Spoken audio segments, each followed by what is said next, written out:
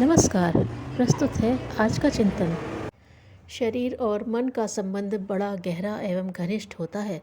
शरीर यंत्र है और मन यंत्री। मन शरीर को संचालित एवं नियंत्रित करता है।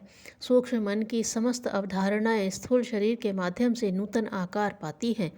अतः शारीरिक और मानसिक संतुलन के लिए स्वस्थ शरीर एवं स्वच्छ मन का होना आवश्यक है। अधिकतर शारीरिक बीमारियां अस्वस्थ मन की परिणति होती हैं। यद्यपि काया से मन भी प्रभावित हुए बिना नहीं रहता, फिर भी मन की संकल्प शक्ति से शरीर को निरोगी रखा जा सकता है तथा व्यवहार को शालीन एवं विनम्र बनाया जा सकता है और शरीर को नए रूप में गढ़ा जा सकता है। मन से उत्पन्न रोगों की अपेक्षा केवल शारीरिक रोग जल्दी दूर हो जाते हैं, जबकि मन से प्रभावित रोग लंबे समय बाद ठीक होते हैं। इस संबंध में न्यूरोसाइकोलॉजिस्ट का कहना है कि शारीरिक कोशिकाओं में अपने जैसी कोशिका उत्पन्न करने की अपार एवं असीम क्षमता होती है। यह प्रकृति का नैसर्गिक वरदान है। अतः असाध्य रोगों के अलावा सामान्य शारीरिक रोग चोट मोच आदि में जल्दी ही आराम हो जाता है, परंतु मन की गहरी निराशा एवं उद्विग्नता से पैदा होने वाले शारीरिक विकार ठीक होने में अधिक समय लेते हैं।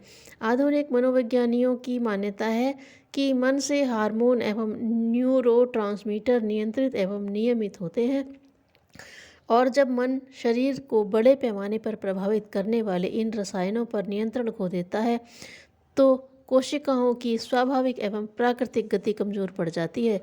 परिणाम स्वरूप शरीर में रोग प्रतिरोधी प्रणाली ठीक ठाक कार्य नहीं कर पाती और शरीर अस्वस्थ बना रहता है।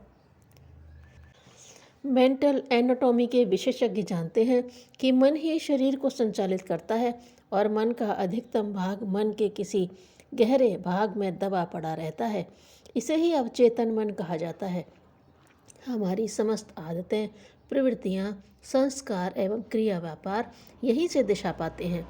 अवचेतन मन ही हमारी सभी शक्तियों का आधार भी है। यहीं से स्नायु तंतुओं का सूक्ष्म संसार परिचालित होता है। भोजन का पाचन हो या रक्त का परिसंचरण या फिर अन्य सभी अंगों का परिचालन, मूल रूप से सभी यहीं से दिशा पाते हैं। अवचेतन मन को भीतर का मन कहा जा सकता है, जो हमारे इस जन्म के ही नहीं बल्कि जन्म जन्मांतरों के संस्कारों को लेकर आगे बढ़ता है। यह अवचेतन मन हमारे व्यक्तित्व को निर्धारित करता है, क्योंकि इसी के अंदर हमारे व्यक्तित्व की जड़ें विद्यमान रहती हैं। परसेप्शन के रूप में जो हम ग्रहण करते हैं और कॉग्निशन के तहत जो ज्ञान मिलता है, सम्मिलित रूप से यही व्यवहार बनकर सामने आता है और यह कड़वा सच ही हमारी सामान्य जिंदगी का 99% व्यवहार बेहोशी में, अचेतन में व्यवहारत होता है। हमारी ज़िंदगी अभ्यस्त हो चुकी है जीने के लिए। हम जीते चले जा रहे हैं। जीना है यह भी आदत में शुमार हो गया है। गलत है तो गलत और सही है तो सही, बस जीना है। हमने अपने अंदर संभावनाओं को नहीं तलाशा है। हम अपने अंदर असीमित क्षमता को केवल सुना है, समझने का प्रयास नहीं किया है। जागरण की बात तो दूर रही, आदतों की काली चादर से हमारी यह क्षमता और सामर्थ्य ढप गई है। अतः हमारी जिंदगी जिंदा लाश बन गई है, जिसे हम तड़पते कलपते ढोते चले जा रहे हैं। इसके निदान एवं समाधान की खोज में मनोशास्त्री लेवी अपनी कृति क्रिटिकल साइकियाट्री में स्पष्ट करते हैं कि हमने अपनी तमाम इच्छाओं, आकांक्षाओं और कल्पनाओं को मन के इसी गहरे कोने में दफना दिया है। मनोविज्ञान जब इसका विश्लेषण करता है तो इसे समग्र समाधान मिल जाता है। वह अपनी भूल भुलैयों में उलझकर कहीं खो सा जाता है। अतः इस प्रयास क्रम में मनोविज्ञान मानवीय मन की अधूरी एवं अपूर्ण व्याख्या ही कर पाता है, जबकि समाधान पाने के लिए इसकी गहरी जड़ में उतरना पड़ेगा। आज अवचेतन मन की गुत्थियां अनसुलझी रह गई हैं, जबकि इस क्षेत्र में मानव चेतना के अनेकों रहस्य दबे पड़े हैं। इस रहस्य को अनावृत करने का प्रयास किया है आधुनिक मनीषी एवं मनोविज्ञानी डॉक्टर ब्रायन विश ने। इनके अनुसार अवचेतन की गहराई में दबा पड़ा ऐसा कोई कर्म है जो हमारी शारीरिक रुग्णता, मानसिक व्याधियों तथा व्यावहारिक कमियों की ओर इंगित करता है। डॉक्टर ब्रायन विश कहते हैं कि अवचेतन में दबा यह कर्म इस जन्म का भी हो सकता है और किसी पिछले जन्म का भी। जब तक इस कर्म का बीज समूल रूप से नष्ट नहीं होगा, व्यक्तित्व का सतरंगी बहुरंगी झरना बहेगा नहीं। डॉक्टर ब्रायन विश ने अवचेतन मन के हठीले अवरोध को हटाने हेतु अपने आधुनिकतम साइक्रोथेरेपी में स्पिरिचुअल थेरेपी का सहारा लिया है।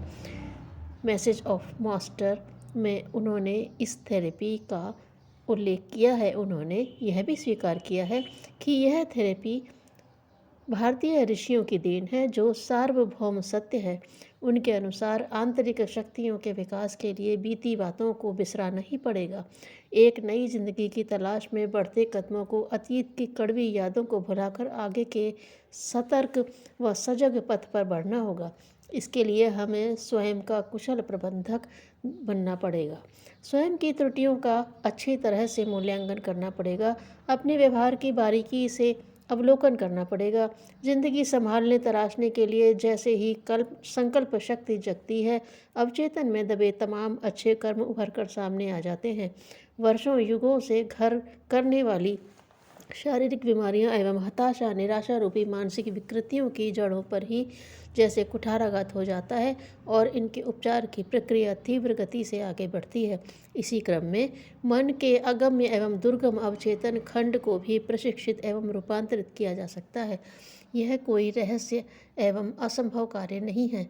तपस्वी सर्वप्रथम इसी क्षेत्र को अपने हाथ में लेता है और इसे धोता पोंछता है। परिष्कार की इस प्रक्रिया में योगी यति तपस्वी का अवचेतन मन ही समाप्त हो जाता है। सामान्य व्यक्तियों के लिए यह प्रक्रिया कठिनाइयों एवं चुनौतियों से भरी हो सकती है, परंतु असंभव नहीं है। असंभव को संभव करने वाले ये सूत्र हैं। नंबर 1, अपने को गढ़ने की गहरी ललक हो और होश पूर्वक जिंदगी जीने का संकल्प लिया जाए। नंबर 2, अपनी गलतियों कमियों को खुले मन से उसी रूप में पूर्ण ईमानदारी के साथ स्वीकार किया जाए। जब हम होश पूर्वक जिंदगी जीने को संकल्पित होंगे तो अपनी असफलता का ठीकरा किसी और के सिर पर नहीं फोड़ेंगे, बल्कि इसके लिए स्वयं को जिम्मेदार मानेंगे और इसके निराकरण का उपाय ढूंढेंगे। अपनी स्वयं की कमियों को छिपाने से ही अवचेतन मन में ग्रंथियां बनकर टीसती रहती हैं। गलतियों को मान लेने से अपने अंदर रोशनी फूट पड़ती है। इस तरह अवचेतन मन को संकल्प पूर्वक वशवर्ती कर लेने के प्रयास पुरुषार्थ के साथ शरीर को सधाया जा सकता है, क्योंकि इसमें अत्यधिक लचीलापन है। इसे हर परिस्थिति के अनुरूप ढाला जा सकता है।